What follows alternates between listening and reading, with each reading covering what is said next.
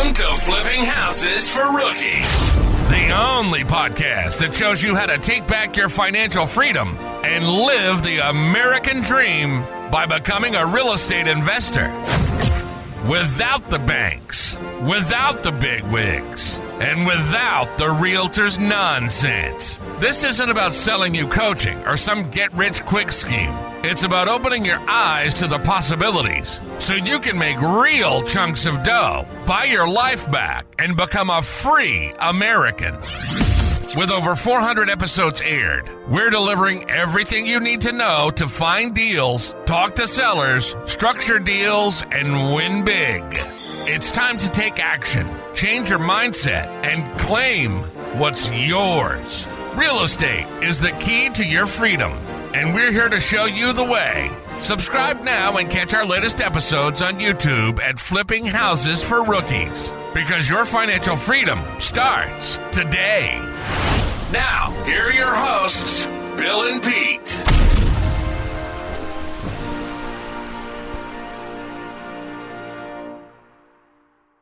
All right, here we are at another episode of Flipping Houses for Rookies. Hey there, Peter. Morning, Bill. Hey, everybody. Here we go. Podcast number 469. Yay! Wow. The name of the podcast is Revealed. Creative Real Estate Dealmaker Revenue Malpractice, Part 2. That's right. We did Part 1 last week. Okay, here we go. And here's the description. I've been keeping a secret from you. When I revealed the 6 malpractice patterns killing your deals in episode number 468, I only told you half the story. The diagnosis without the cure. And that was intentional, because what I'm about to share with you is dangerous. Not financially dangerous, but psychologically dangerous. Only because today it's going to force you to confront some unconfrontable truths about why you keep sabotaging your own success. And today I plan to show you what I discovered while researching my private clients' habits. The cure for creative real estate malpractice isn't what anybody expects.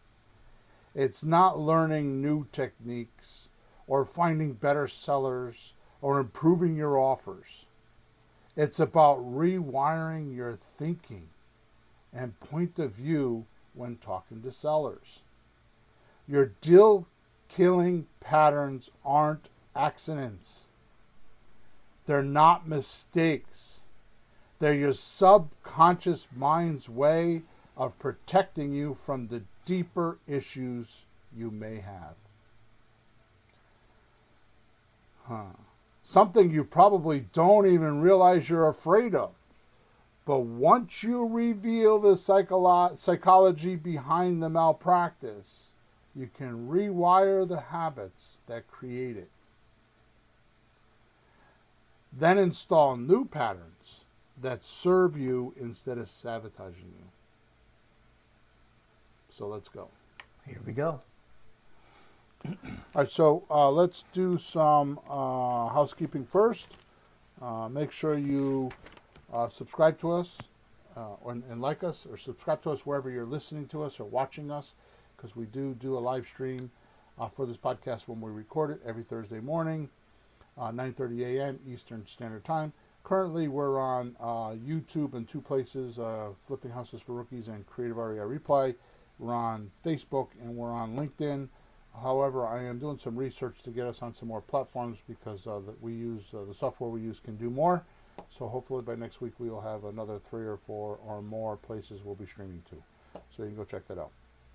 The reason why I tell you that is because if you go to any one of those streams, you can actually participate in the podcast and you can ask questions about the subject we're on. If you have any other questions, you can go to flippinghousesforrookies@gmail.com, or just go to flippinghousesforrookies.com and put in a support ticket. Also, you're going to want to go to Amazon and type in William Hawthorne, which is my name, and order the book Leads, Deals, Cash, Creative Real Estate Operators Manual. It is kicking butt, taking names.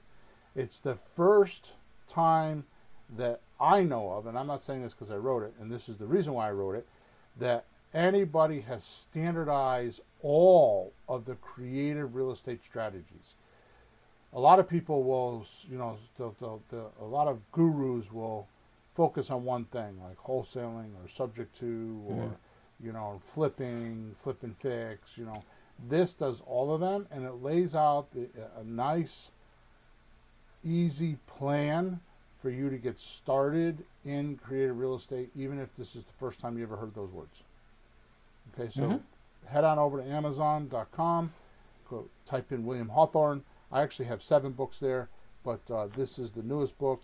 And then I keep saying it, but I actually have it on my battle plan. I'm going to upload the workbook to it pretty soon too. And my coaching, the reason why I'm kind of like dragging my feet is because in my coaching, I'm going to implement this new workbook, which is a 13-week program. So what will happen is once you get into coaching, you'll have a week, one lesson a week for 13 weeks that will take you from not having ever done a deal to doing several deals and having staff working for you, and how to monitor them, and how to actually get them to produce, and you walk away from the business and go to the beach and collect the money. So it's an amazing book. I don't say that because I wrote it. I say that because I've got 30 plus years of a lot of mistakes, and I'd say probably hundreds of thousands, if not $1 million or more of education, just between the School of Hard Knocks and or my actual seminar presentations that I've been to and all that kind of stuff. So enough of that. So head on over to Amazon and pick it up, and you will not regret it. As a matter of fact, if you want to get into creative real estate, it is the thing to do. So you read it, right, Peter? I did. And it reminds me of some of the real estate seminar, or a couple of things before I got hooked up with you.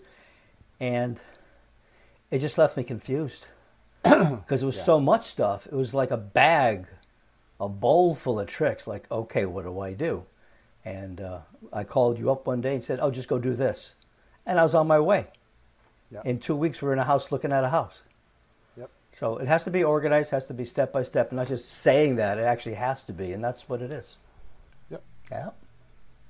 All right, cool. So let's kick off today's podcast. So first thing I'm going to do is I'm going to rattle through the 6 malpractice obvious signs that if you're doing them, then you know you have malpractice. And oh yeah, by the way, if you say that you're not doing any of these, then I want to speak to you because I want to hire you as a coach. Because everybody does these, even me actually. All right, so here we go. So I'm going to cover these solutions as we go.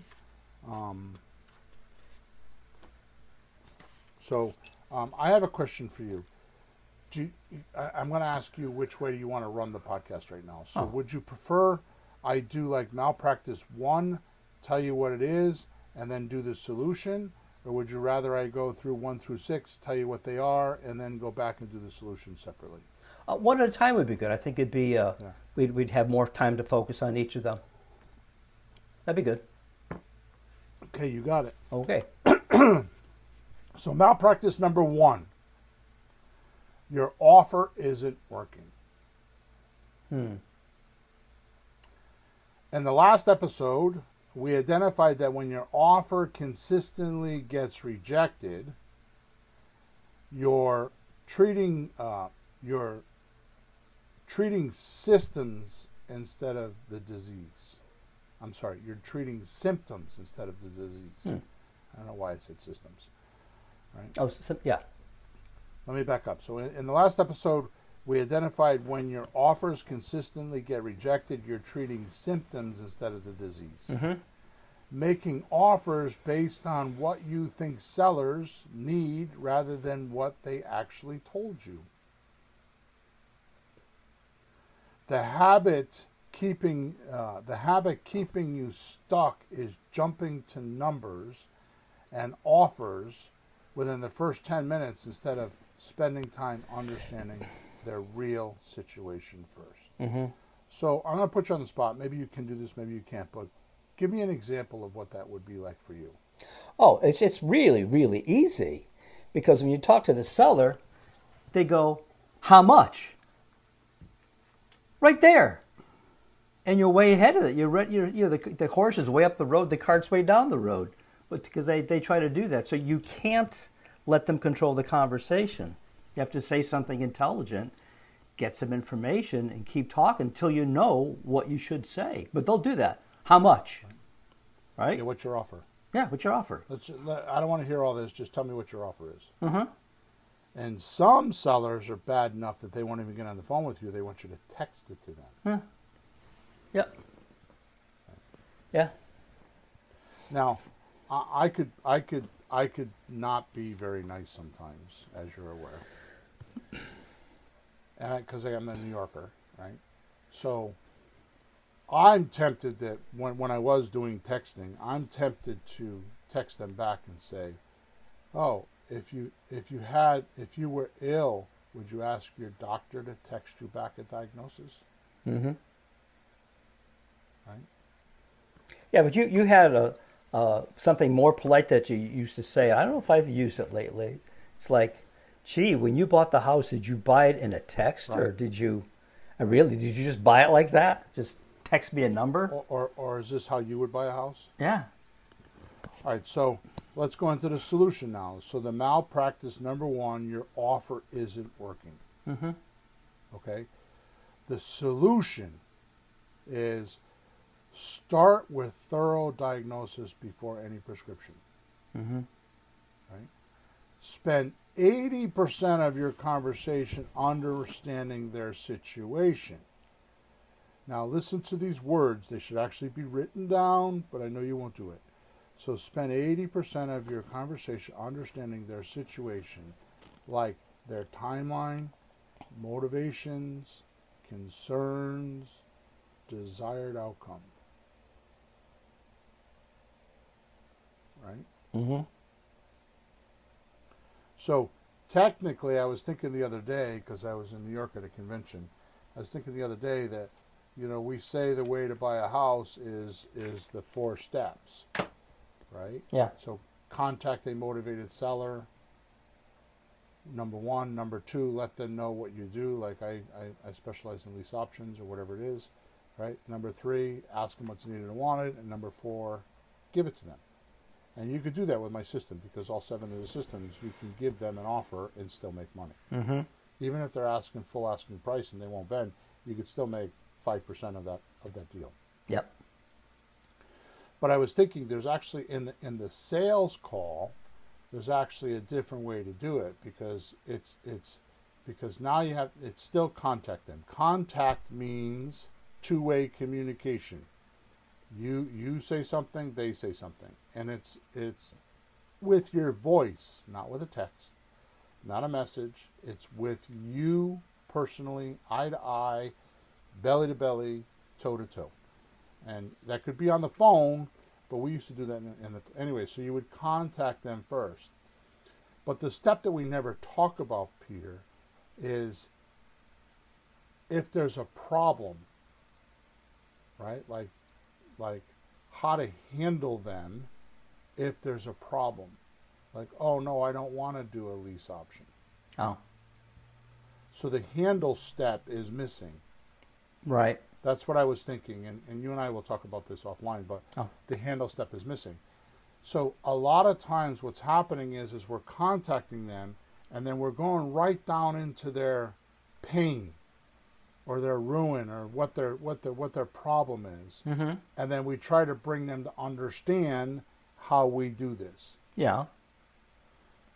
The handle step is missing on a lot of the conversations. Mm. Right?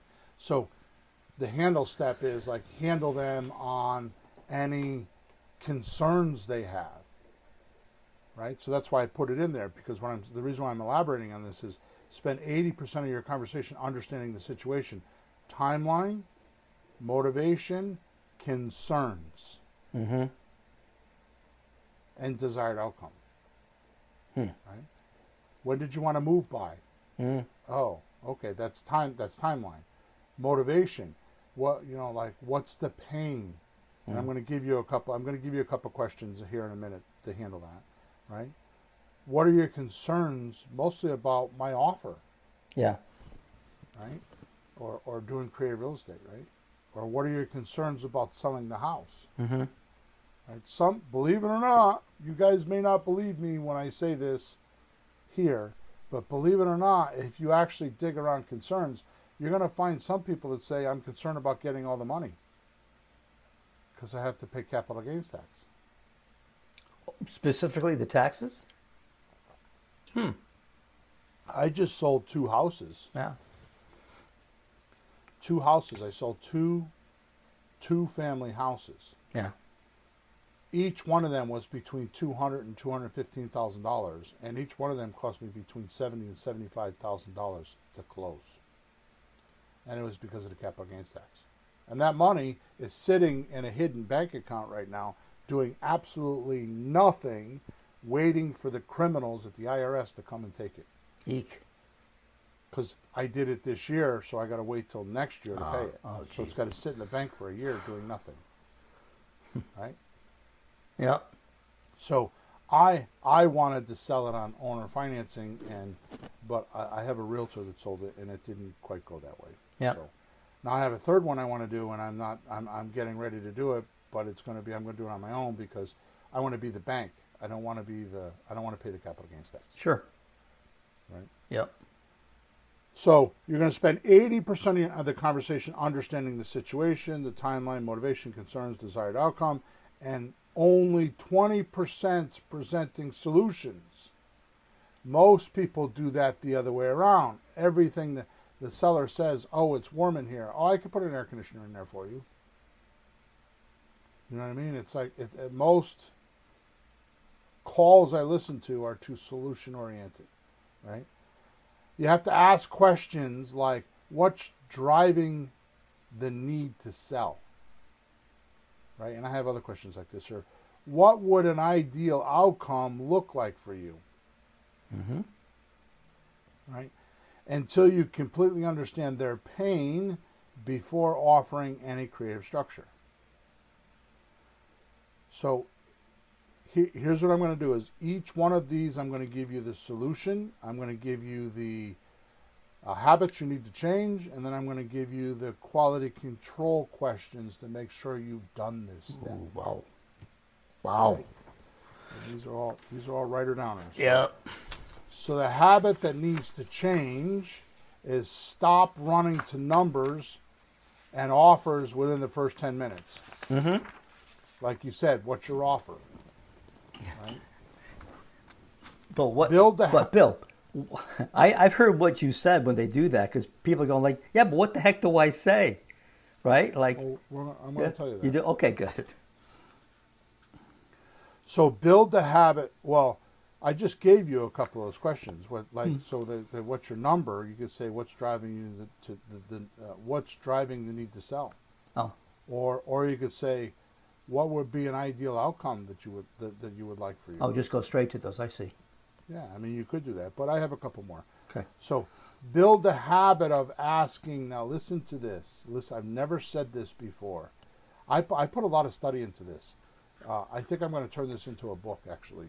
I'm going to talk to my coach about it tomorrow, but I might, because this is it's too profound and too deep, and it's taken me literally 10 years to figure this out.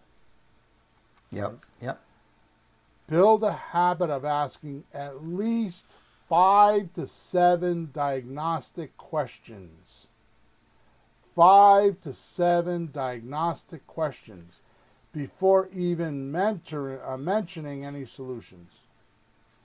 5 to 7 diagnostic questions. Right? Mm. And this is the reason why it's not in a script, because you have to create a mental checklist. These are habits you need to change. Create a mental checklist of, do I have the motivation? Do I have the timeline? Do I have the concerns? Do I have the ideal outcome? Have we spoke about the past attempts? And don't move to solutions until all of these questions are answered. I'll give them to you again. Do I have the motivation? This is the mental checklist. Do I have the motivation? Do I have their timeline? Do I have their concerns? Do I have their ideal outcome? And do I have any past attempts? Actually, I say past attempts, but the better words are failed purposes. Yeah. Did they have a purpose to sell this house in the past and they failed? Right? Yeah. So the only way to handle somebody's failed purpose is to pour the coals on the original purpose and get them excited that it can be done. Yep. Okay? It's funny you mentioned that. Bill, it's funny you mentioned I had a guy yesterday trying to sell a house. And I didn't have to ask too much. He was very open.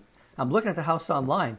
It's a decent house. It's on a hill that goes like 45 degrees. No parking, no garage, no driveway, no lawn.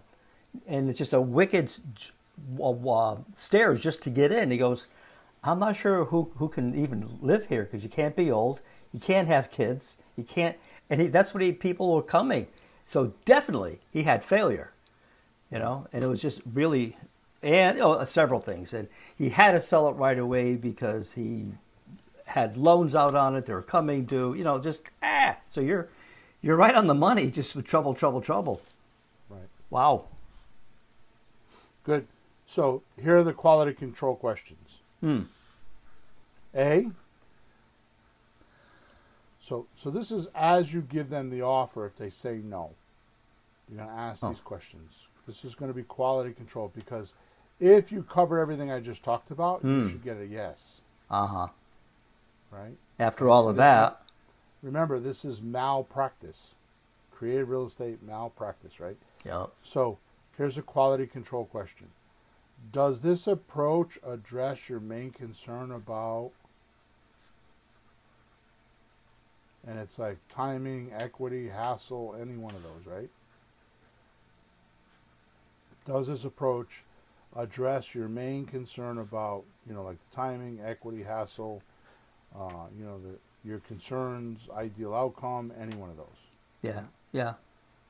B, how do you think this solution would change your current situation with the property? That is a huge question we don't ask enough. I'll give it to you again.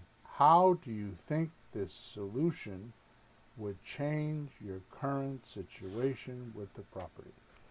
The solution is what you just gave them, your offer. Mm-hmm.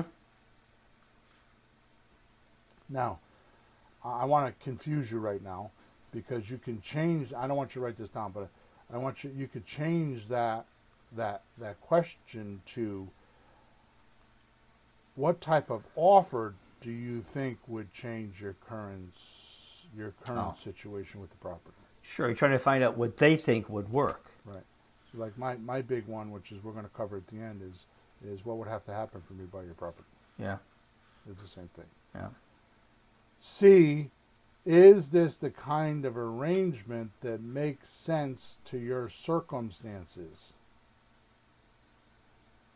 These are kick-ass questions.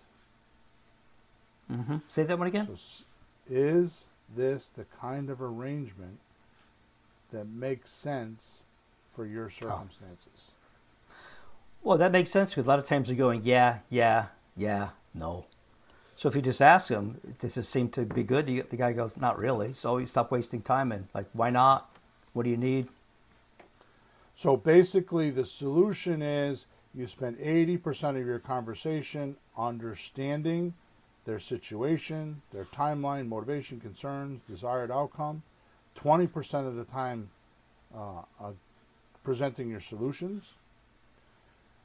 Your habits you need to change is you got to have at least 5 to 7 diagnostic questions before you even mention any of your solutions.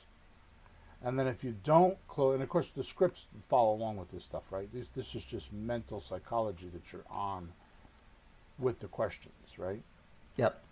And then the quality control questions check to see what you did wrong, right? Mm-hmm. What does that mean, quality control? Let me go look that up.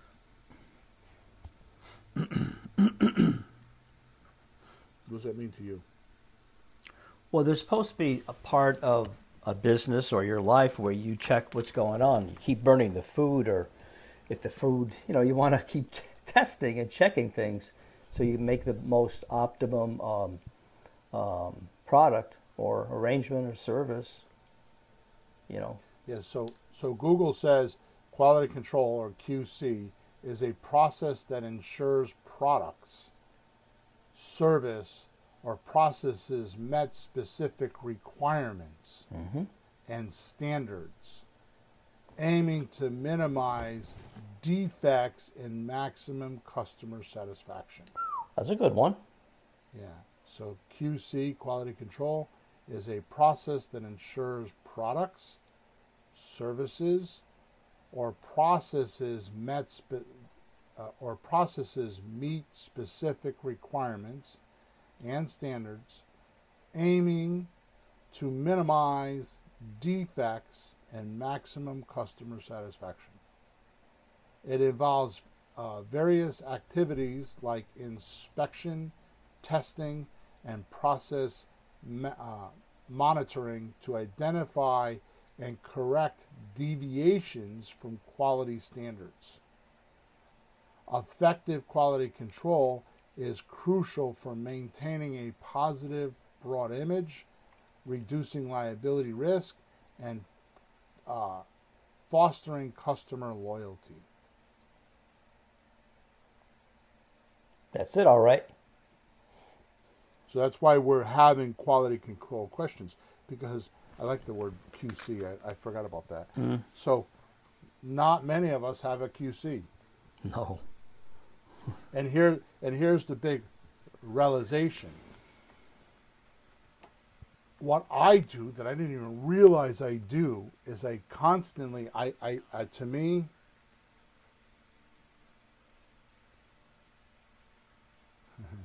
Bill's reading a comment right now, folks. Yeah, Chris said something. So, Chris, good to hear you, Chris. I'm a machinist by trade, and every part I cut has to be approved by QC. Yeah. There you go. Yeah. Right. But here's the point that I'm making is to me, it's all sections. It's like I start with, is your house for sale? Mm-hmm. Yes. That's a section. Right? Whose name is on the deed? That's another section. I categorize them in my head. Right? And so when I don't get a favorable answer, I immediately go into QC, quality control, and find out why. Like, did I say something? I always assume it's me. What did I do wrong? Why didn't I get the right answer? Or what's actually going on? Whose name is on the deed? Well, my husband and I. Okay, I don't take that. I only have you on the phone. So are you getting along with your husband? See, it's quality control. Yeah, who makes the decision? Oh, my husband does. Oh, crap. Right. Or if she says she does, maybe it's okay. He's not around. So Chris says, I'm a machinist by trade, and every part I cut is approved by QC. Has to be. What I'm saying is that that's true for him, but what I'm saying is you don't have to wait till the part is completely done. In creative real estate, you're going to do QC in chunks. So when you get to the end, you don't have to go back a half an hour in the conversation and handle something. You're going to do it as you go along, which is the reason why you're doing 80% of the conversation understanding. Makes sense. Right? All right, good. So, and it's very important, this is very important, that when you're talking to somebody, when they say something that's a little bit odd or a little bit strange, you have to understand them, then you need to acknowledge them, and then you need to ask the question again. And most don't do that. right? Like, for example, is the house for sale? Or let me just put it this way. Let me think of a good answer. Well, how much do you owe on the mortgage? We don't say it that way, but just for demonstration, how much do you owe on the mortgage? Well, I don't think that's very important. Did they answer the question? Mm-mm. No, they gave me a comment. They told me what they think. Mm. So I have to understand, okay, is there a reason why you don't want to give me the mortgage amount? Because that's how I do my thing. I mean, usually I don't get that because I usually say something like, a lot of the times we do something with the financing, you have a mortgage, right? And it just automatically, yeah, okay, how much is it? Right? Yeah. And they just give it to you. But if they don't, they say, well, I don't think that's any of your concern. I would have to understand that first. Yeah. Like, why aren't they telling me that? Right? So the things that you can do, this is kind of like quality control. The things that you could do is say something like, okay, has somebody tried to give you an offer before? Or it should really be, has somebody given you a bad offer based on what you owe before? Oh. Right? Like, why wouldn't you give me that? Or the other thing is are you concerned if I find out how much that you owe, then I'm not going to give you enough money?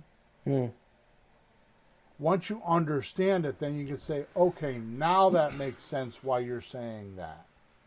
But here's what happens, right? So how much do you owe? Mm-hmm.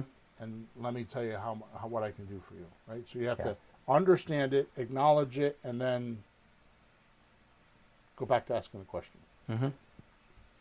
Okay, so a little bit more on that than what I was expecting to do, but let's move on to malpractice number 2. Yeah, and a lot of those points will work on the rest of them now that you've laid the groundwork. Like just what you explained, how to talk to people and work out, that's going to work on the next 5. Right. You have, so malpractice number 2, you have commission breath. Okay, I forgot that one. We talked about how commission breath is that desperate energy sellers can smell the moment you start talking. You're so focused on getting the deal that you forget to focus on servicing the seller. Yeah. Your habit problem is talking fast and pushing harder when you get excited about a potential deal. That's it right there, that sentence. Right? Yeah. Your habit problem is talking faster and pushing harder when you get excited. When you get excited about a potential deal. Wow. When you get excited about the potential deal, you're scaring them away, right? Which makes sellers feel hunted instead of helped. Mm. Right? And in past podcasts, I've talked about what is it? Oh, I forgot now. What? The more you chase them, the faster they run. Oh, That's yeah. what it is. Oh, yeah. All right, so here we go. Solution number 1. I'm sorry. Malpractice number 2. You have commission breath. The solution. Shift from I need this deal energy. It's energy. It's invisible. It's energy that you're emanating off into the world. Others feel it except you. You think you're hiding it. You think you're composing it, but it's leaking out of your pores. Shift from I need this deal energy to I'm here to serve.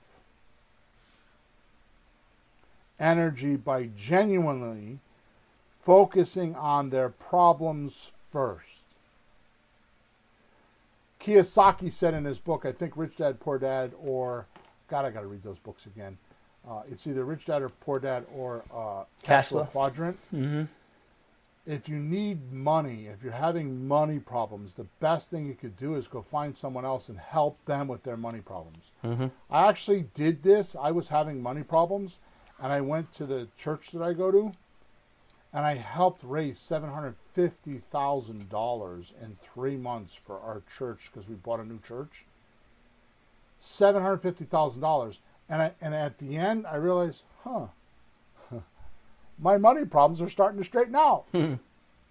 Because I was coming up with solutions from others, and then sooner or later, I'm like, why am I not doing that for myself? Ah. Right? So Slow down your conversation pace. Ask follow-up questions to their answers. Right? So ask follow-up questions to their answers. And resist the urge to pitch solutions immediately. Resist the urge to pitch solutions immediately. Make it about their timeline, not yours. Say things like, help me understand. I don't say it that way. I say, I don't understand, right? How many times have you heard me say that? I don't understand. And then I go, blah, blah, blah, blah, right? But help me understand. Instead of, here's what I can do for you. Yeah. So you should be saying, help me understand, instead of, here's what I can do for you. Is this also the time when you throw the one in, like, let me get this straight, blah, blah, blah, blah, blah. If that's what's going on, is that what your trouble is? If I help you with that? Yep. Just to verify which, if you think you know what they're saying. That's me doing quality control. Before I move on, I need to know from their lips, from the mouths of babes, that's the way it is, from the mouths of babies, right? And I'm going through that right now. I'm going to spend the weekend with my 7-year-old and 5-year-old grandchildren. And my 5-year-old granddaughter, she is effing brutal. Like what? Oh, she asked me a couple weeks ago, Grandpa, how come you have such a big belly? I said, because I ate too much. Because she's just 5 years old. Yeah. Right. I told my friend the other day, because obviously I smoke cigars. When I'm with my grandson, I smoke. You know, like we're fishing or whatever, I smoke. When I'm with her, I don't even dare. Ooh. Oh yeah, she's brutal. Oh boy, oh boy. Yeah. But the mouths of babes, right? So here's the habits you need to change. Break the habit of talking faster. Right? Actually, what I should have wrote here is break the habits of reading the script. Just know the script and know when to ask the questions, right? Because remember what I've talked about many podcasts ago, the script is not about the questions. The script is about eliciting the answers. Yeah. Right? So break the habit of talking faster when you get excited about a potential deal. Build the habit of internally slowing down your speech, taking a pause, and asking follow-up questions to their answers. Asking follow-up questions to their answers. That's the engagement. That's the trust you're building, because you're personally involved. You're being empathetic. You're putting themselves in their shoes because you want to understand. Replace urgency creating phrases like, we need to move quickly, with patient phrases like, what timeline works best for you? So the quality control questions are, you ready? Yep. You're going to love these, Peter. I made these questions I made for this podcast, so they're questions that haven't been tested. Oh. But they're good questions, right? Does this feel like it would take the pressure off your situation with blank? Does this feel like it would take the pressure off your situation with whatever their situation is, whatever their pain is?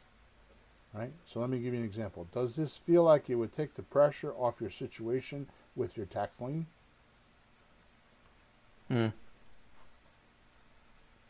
Yep. B, here we go. What difference would it make if you didn't have to worry about blank anymore? What difference would it make if you didn't have to worry about blank anymore?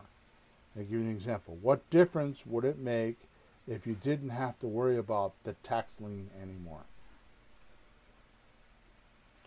And then C, is this something that would give you peace of mind you're looking for? Right? Is this something that would give you peace of mind you're looking for? How am I doing, all right? Yeah. And you don't have to ask all of these, do you? You have to find... Yeah, they're just quality control. If you got a yes, then you don't do any of this stuff. It's when you get a no, and you're trying to figure out why. These are good guidelines. This is staying in the velvet ropes to get into the nightclub. Okay. Okay? Yeah. All right, malpractice number 3. your prescription is without diagnosis. This is kind of common sense. We've been talking about this. This is the most dangerous malpractice. Jumping straight to solutions without understanding the problem. Yeah. Right? Like a doctor prescribes surgery without running a test first.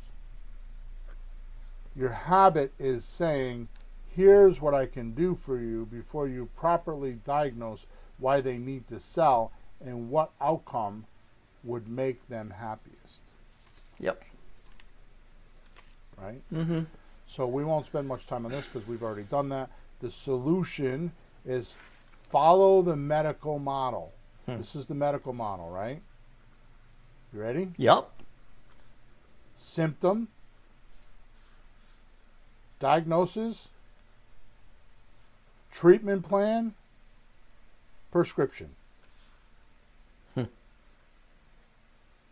Follow the medical plan. Symptom, diagnosis, treatment plan, prescription. First, identify their symptoms. What's not working?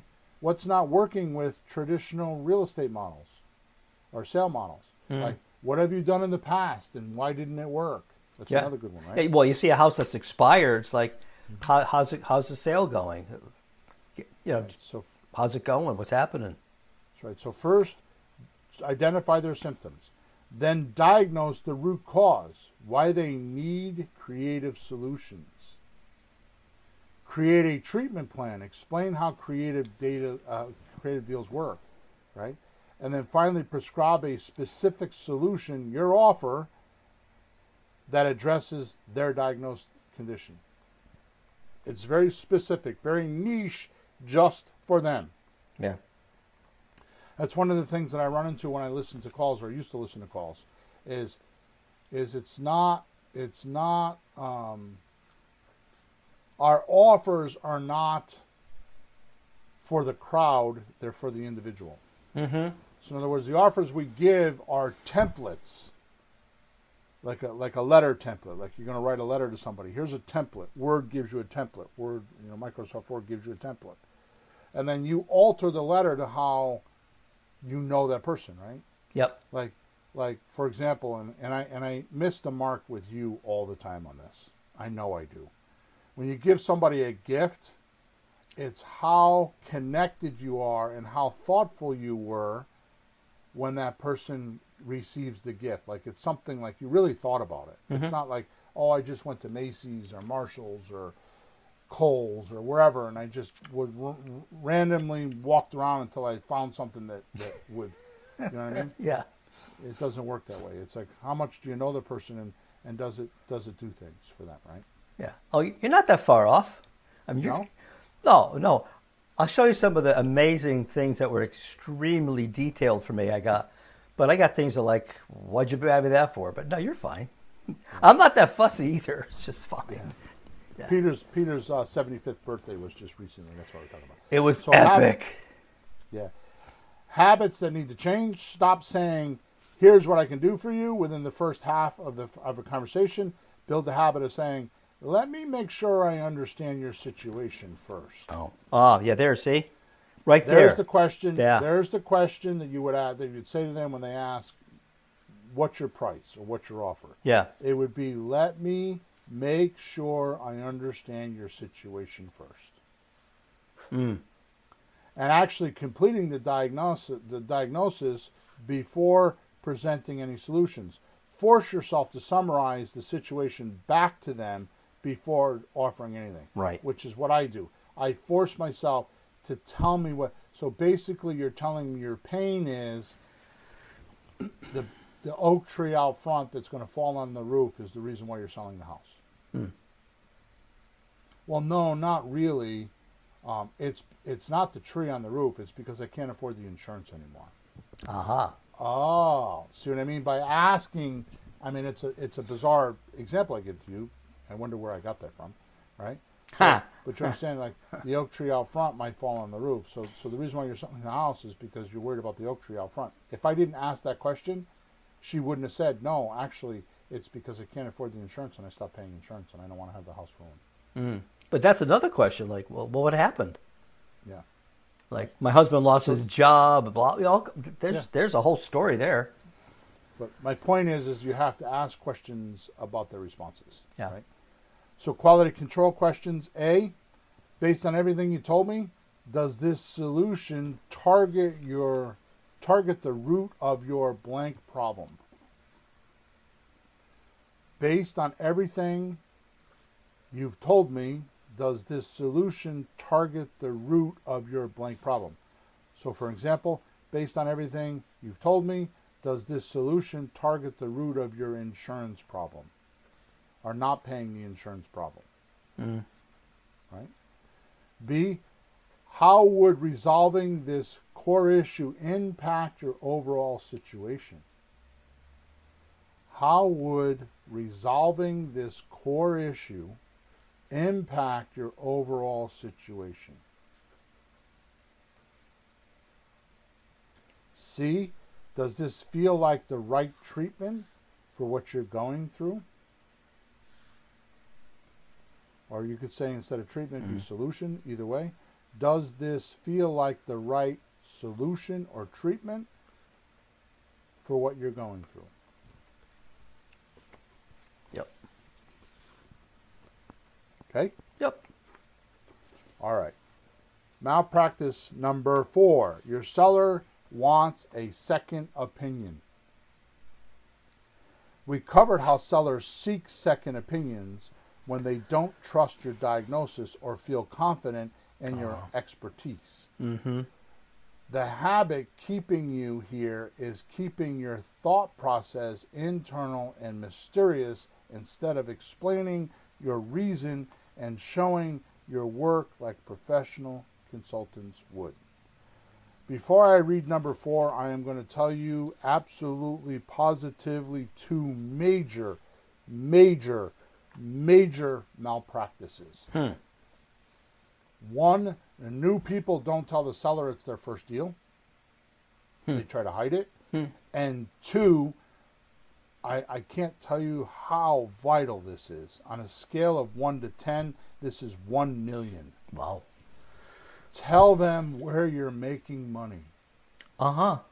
Because they want to know. Otherwise, they think the other shoe's going to drop and it's going to stop them from doing the deal. You know, it's funny. I've had people ask that even in a text or on the phone. But so many don't. You wonder, they're worried about it and not even bringing it up because they don't trust you enough to even ask. That could be very weird. Especially on a slot deal. Oh, yeah. You're paying full asking price. Yeah. I got to move quick here because we only have 10 more minutes. Yep. Malpractice number 4. Your seller wants a second opinion. Mm-hmm. Am I doing the right one? That's what you okay. said.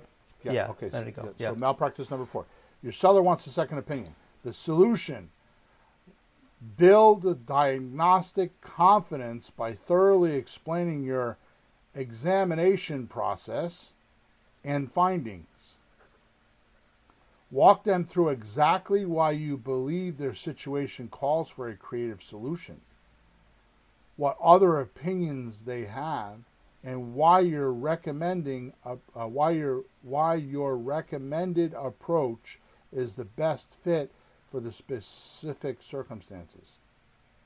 Mm-hmm. Give them confidence that you properly diagnosed the situation at work. We talked about this a week or two ago, or a couple of podcasts ago, right?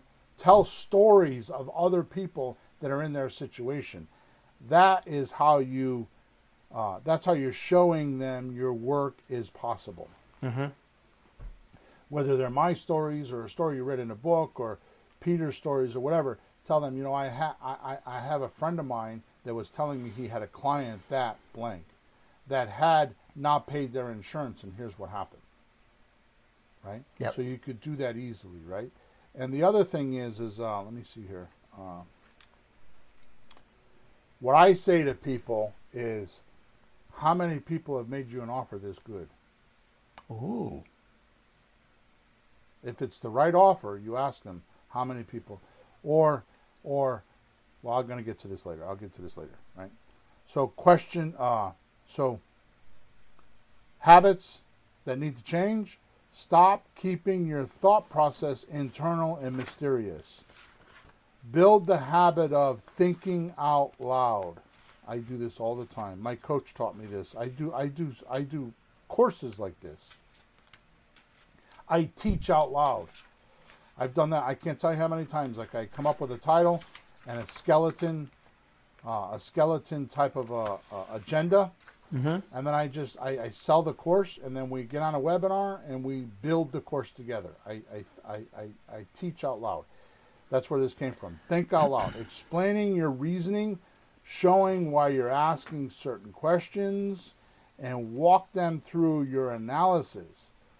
Right? Walk them through your analysis. You've heard me do this I don't know how many times, Peter. Mm-hmm. Replace secretive investor behavior with transparent consultant behavior. See, I can't give you $50,000 for a down payment because I can't make money that way. One of the ways I make money is with the down payment. So I can't do that. That's thinking out loud. That's not being mysterious on how you're making money. Yeah. Right? Quality control questions. A, does my assessment of your situation match what you've been experiencing with blank? Oh.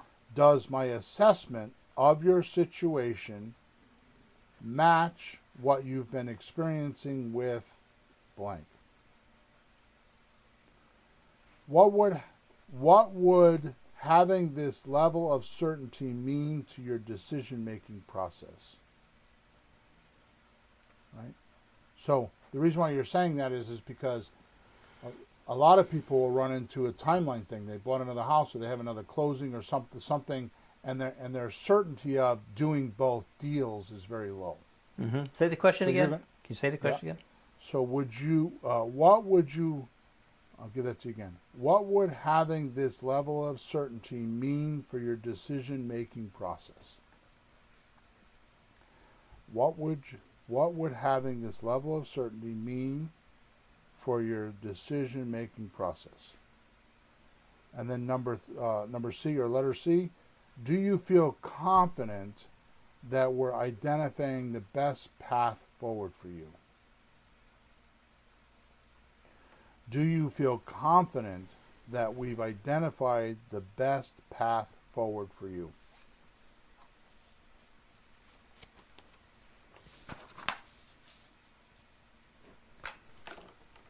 This should be a paid seminar, huh? Okay. Where do I sign up? Malpractice number 5.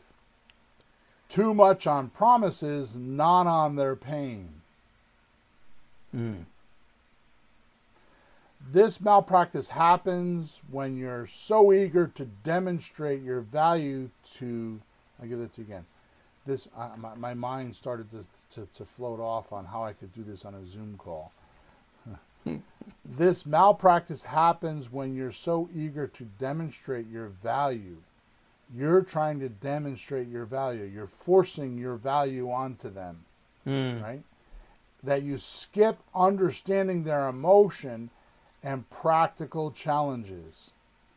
Your habit is immediately responding to their problem with your solution instead of asking more questions to understand the depth of their pain first. You see the theme through all these, Peter? Yeah, it sounds like not listening. Yeah. I'll read it again. It says, your habit is immediately responding to their problems with your solutions instead of asking questions. That's it. Asking more questions to understand the depth of their pain first.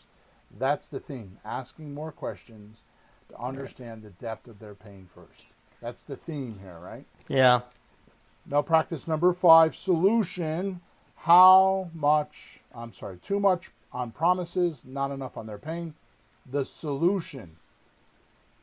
Master the 80-20 rule. 80% questions about their pain, 20% statements about their solutions. For every promise you want to make, ask 3 questions about their solution first. I'll read that again. For every promise you want to make, ask 3 questions about their solution first. Oh. I want to sell for all cash. You would ask 3 questions, right? Mm-hmm. And I'm not going to leave you hanging here, but use phrases like, tell me more about that.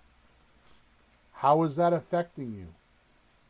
What concerns you most about that? Those are the 3 questions. So tell me about that. Mm-hmm. How is that affecting you? What concerns you most about that? Right?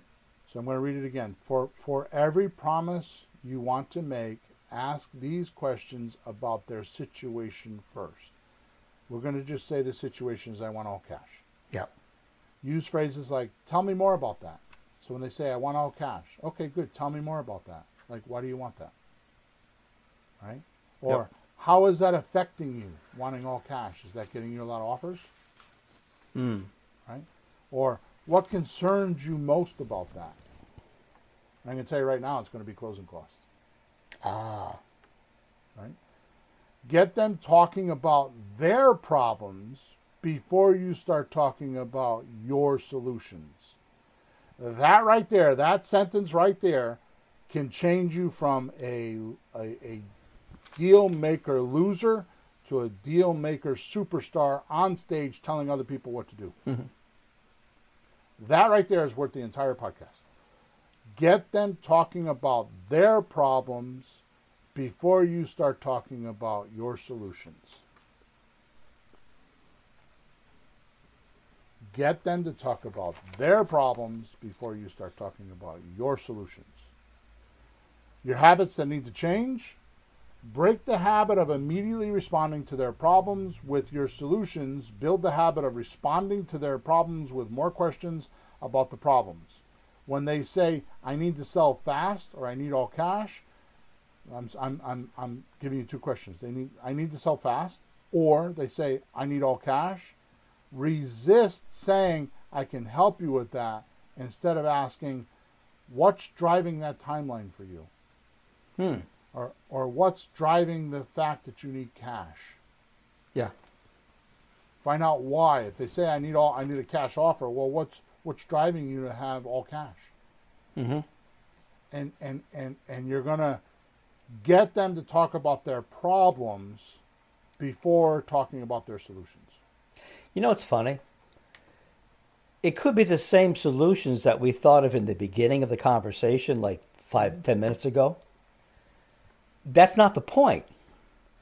If they don't think you understand what they're going through and how that solution actually helps them with it, what good is the solution if they don't see how it is their solution? That's funny. So I only say this because it's been hyperbole with my grandkids, but you can say my granddaughter's name is Molly. Molly, don't do that. Why are you doing that? Right. And she'll just keep doing that. Yep. Instead of, Molly, you know, if you do that, it will blank. Yep. And she'll be like, it will? Right? Something I learned a long time ago with my kids is, you know, my daughter will come home and say, Dad, I'm going to be a drug addict. Okay. She never said this. I'm No. just giving you, I'm Yeah. being, Yeah. Dad, I'm going to be a drug addict. I'm like, okay, when are you going to start? Right? And then just let her tell me about it. Mm-hmm. And then I'll completely drop this. Okay, I'll just acknowledge her and completely drop it. And then an hour or 2 later, or the next day, I'll be like, you know, I was thinking about you telling me being a drug addict. Because when somebody has something on their mind, this is hard to explain. When somebody has something on their mind, they're focused on that. Their attention's on it. Their attention units, their awareness about it, and their conceptual understanding of it is like right in front of them, like 2 inches in front of their eyes. Uh-huh. And they're stuck in it. Yeah. But now if they go to bed and they wake up in the morning and they watch a TV show and they talk to their sister and they did this and they did that, now when you talk to them again, they're not stuck in that thing anymore. Mm-hmm. Now you can have a rational conversation because they're not going to dig their heels in. Well, it's not going to work if you say no right then and Right. there without even finding out. Well, the thing is you don't want to evaluate and invalidate. Mm-hmm. And this is what happens when you give an offer to someone without diagnosing them. You're invalidating them or evaluating for them. Mm-hmm. Right? Like if you notice on the coaching call, I never tell anybody this is what you should do. Yeah. I always say, well, I don't know what you're going to do, but if I had that situation, here's how I would handle it. Mm-hmm. And then they always do it. Yeah. All right, last one, malpractice number 6. Your deals consistently fall apart. The solution: build deals on solid diagnostic foundations. I'll give it to you again. Build deals on sold. Oh my God, I don't know what my problem is here. I should be wearing my glasses. The solution: build deals on solid diagnostic foundations by confirming understanding at each step. I talked about in the beginning of the podcast, right? Mm-hmm. Summarize what you've heard before presenting solutions.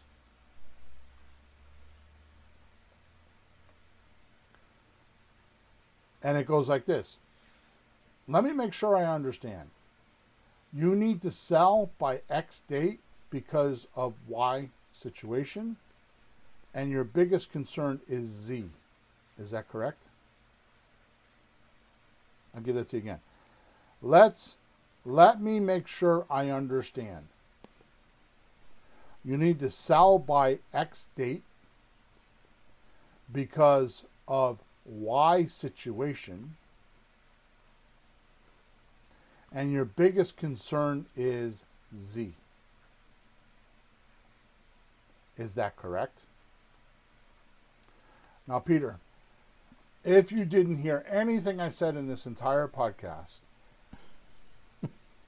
just the last 5 minutes, two things that will massively change your ability to make deals is, first one is get them talking about their problems before you start talking about your solutions. And once they start telling you your problems, to make sure you fully understood it or duplicated it, you want to say, let me make sure I understand. You need to sell by X date because of Y situation, and your biggest concern is Z. Is that correct? Get explicit agreement on the problem before proposing the solution. This prevents last-minute cold feet because the deal is built on mutual understanding. This is for you, Peter. This one is for you. Mm-hmm. Because you've said to me 1,000 times, I don't know what I'm doing wrong. I get to the point where I got to close them on signing the document, and I can't get it done. This one is for you. Yep. Habits that need to change. Stop assuming they understand and agree with your assessment of their situation. Habits that need to change. Stop assuming they understand and agree with your assessment of the situation. There's no quality control there. You're not saying, let me make sure I understand. You need to sell by X date because of Y situation, and your biggest concern is Z. Is that correct? Build the habit of explicitly confirming understanding before moving forward.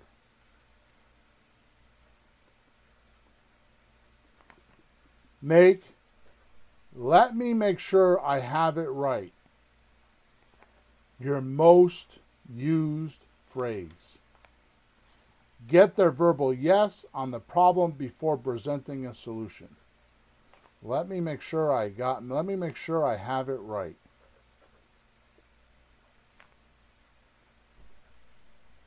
Mm-hmm. Key quality control questions are: A, does this structure address all the key requirements we identified together?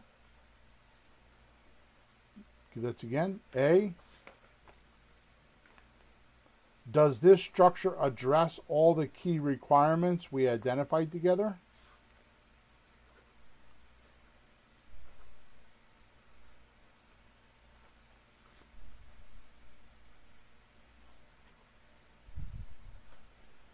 B, what impact would moving forward with this plan have on your blank? Timeline, stress, finances, whatever they told you.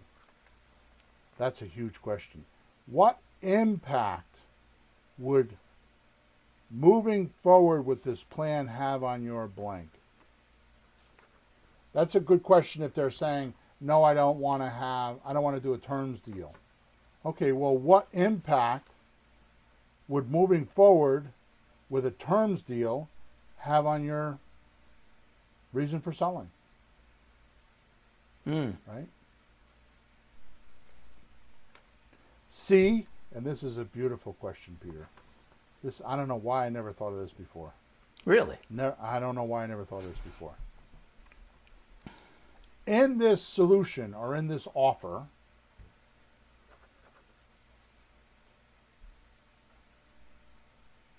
do you feel like let me just read the question. In this solution, you can see yourself feeling good about 6 months from now? So if we were to do this deal, how would you feel about it in 6 months from now? That's going to tell you their concerns, especially on a terms deal. Oh, I see. So like, well, I don't know. It depends if the buyer is paying or not. So they have concerns about somebody paying them. Or I don't know if you can find a buyer or not. I've been trying to sell the house for a year. I don't know. In 6 months from now, you might tell me I can't sell the house. It's reverse psychology, right? So, in this solution, you can. Is this the solution you can see yourself feeling good about in 6 months from now? Or just, if we do this, how do you think you would feel in 6 months from now? Killer question. Yeah. All right, so to end off here, the pattern that you need to recognize in the last 2 hours, you've had 2 hours of training that I kid you not, I'm not, you tell me. You're in the chat. You know what I'm talking about. There is absolutely, positively no question that I could do a seminar on these things and charge anywhere from $100 to $1,000 because I can elaborate on every one of these. We could do a 2-day seminar on these in a hotel or on a cruise ship, and you would get amazing results. Because one of the things that I would love to do is be in a room with students and have them drill one another, do turnabouts, get partners, and actually do these drills, like these malpractice, like go through them and actually have you feel them instead of me just talking to you, right? Actually have realizations of when you've done that, right? And have another person that's in the room catch you in the act that you don't even know you're doing. Sure. Right? Yeah. So the pattern here of these 2 hours of training, because this is for my coaching clients. I will make sure my coaching clients go listen to this. And my Creative REI clients, it will be inside of the portal. I will take the recordings and put it inside the portal so they can listen to these. The pattern that I want you to get is each habit changes focus on slowing down the process, asking more questions, and confirming understanding. Essentially, training yourself to be a consultant rather than a salesperson. So to summarize, 2 hours worth of training that I've just given to you, which podcasts aren't supposed to do that. And a podcast, we're supposed to tell you what to do, and then you're supposed to go buy my course so I can show you how to do it. That's what podcasts do. That's what all podcasters do. That's the reason why they do it, right? Yep. I have to sneeze. Hang on one second. Oh my goodness, where'd that come from? Excuse me. I didn't do that. We don't have commercials. I'm fully funded by myself. I don't need to raise money. I don't need to ask for sponsors. I don't need to do that. And I've done that for 469 podcasts. Fortunately, you're a good man and you volunteer your time to be here because you get paid nothing to do this, right? And it takes me 4 to 6 hours a week to put this podcast together. This is me on the top of the mountain giving back. So I'm only saying that because I don't want you to think because this information was free, you should take it lightly. Yeah. You know, these things I'm telling you seem simple, but they're not easy to do. Right? And I will tomorrow be talking to my consultant. I do every Friday morning for about 3 hours. Not my consultant, my Your coach? yeah, my coach. Yeah. Mentor. He's Yeah, a my mentor. and he's been my mentor for 10 years. He's been amazing. Wow. We'll be talking about whether I'm going to turn this into a book, because I think out of 30 years, I think this is the best I've articulated it. Because really, if you think about it, this book can be called How to Negotiate Creative Real Estate Deals. Yeah. Because this is all about negotiating. Yep. But negotiation is a dirty word. So that's why I went with malpractice, right? So the point is this, is if you are listening to me right now, you should go back to podcast number 468? Yeah, 468, and you should listen to it again. And then you should listen to 469, this podcast. You should have paper and pencil in front of you. You should study this like you're in the academy, in the university. University academy, right? This is very, I'm telling you, just the last 10 minutes will change your life if you just change those habits, right? Because if you become, and this is what makes me different than most others, is my pattern, right? Each habit change focuses on slowing down the process, asking more questions, and confirming understanding. That is so huge. Essentially training yourself to be a consultant rather than a salesperson. And if you could do that, things will change for you. All right. So we're at the end of the show. Thank you for your attention. Thank you for listening. Thank you for just being here. And make sure you tell others about our show so we can get more sponsorship or more people listening. Not because I don't make any money here. It's mostly for you. It's a. You're welcome, Chris. Chris says, thanks, Bill and Pete. This is our way of trying to standardize the industry. Yeah. Right? Because there's so much out there. There's so many. It's a labyrinth, of lefts and rights and turns and where do you go. Definitely my book, Leads, Deals, Cash, Creative Real Estate Operators Manual, will totally, it's going to be the Bible. This is, to me, and I'm not saying this because I wrote it, because I'm already done with it. I've already did my work. This is like Think and Grow Rich. It's timeless. It's evergreen. It is the process that every person goes through when they get in this industry. They just don't know it yet. They don't know, and the reason why I know is because I coach, and I'm coming at it not from step one, but I'm reverse engineering what they do, and it's in that book. It's the blueprint. It's the actual blueprint on how you could become a multi-millionaire in creative real estate. Okay, so make sure you subscribe to us. Make sure you like us. Make sure you leave a comment, and make sure you head over to Amazon.com, put in my name, William Hawthorne, without an E, Hawthorn, and grab the book. And that's it, Peter. Flourish and prosper. We're over and out. Enjoy your week. This has been Flipping Houses for Rookies. The American Dream. What is it? It's called financial freedom. And with real estate, you'll have it. Without the banks, without the bigwigs, and without the realtors' nonsense. Bill and Pete are two real estate investors with 30 years plus of experience, hundreds of deals under their belts, and a mission to change the way you think about creative real estate. Do be sure to like, rate, and review the show. And after that, hit up our YouTube channel at Flipping Houses for Rookies /streams. We'll be back soon. And see you then on Flipping Houses for Rookies.